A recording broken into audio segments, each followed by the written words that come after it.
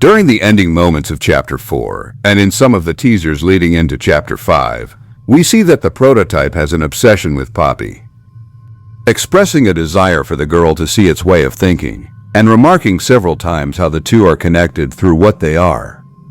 This would make sense if the prototype was Elliot, as the man would have a familiar bond with Poppy and express a desire to protect her, even if that protective nature is now warped and twisted as a whole.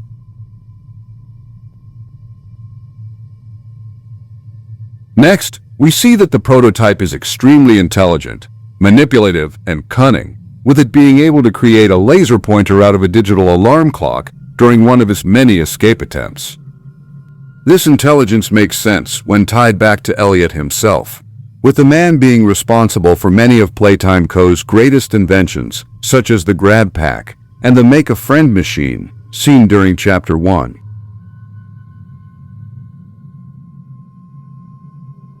In two instances, we see that the prototype has a soft and protective side towards the children in Playtime Co., with the first being when it brought Theodore to doctors after he was electrocuted, giving up his own freedom in the process. And the second being when it kept the Playtime orphans away from the murderous Miss Delight.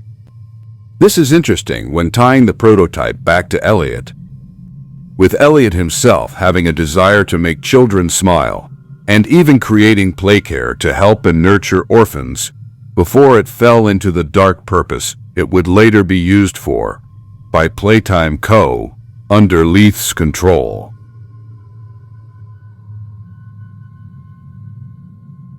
Next, we see from a tape way back in Chapter 1 that the prototype, unlike the other experiments after it, does not need to consume flesh to sustain itself, a trait that it seems to share with Poppy herself, given her reaction to the toys having to eat the corpses left over from the hour of joy to survive.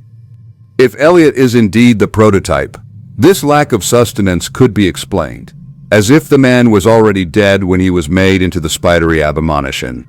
It would explain why the prototype doesn't need to eat as a whole.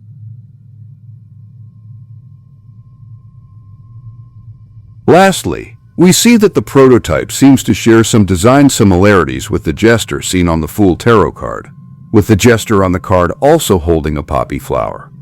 I think that the card could not only be tied back to the prototype, but also Elliot himself, with the man being foolish and naive to think that his company would use his research for the betterment of humanity, a sentiment that Harley would also express about the man. She reminds me of her father.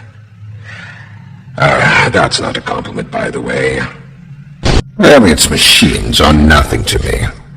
The childish fantasy of a naive, broken man. They won't serve you here. Nothing can.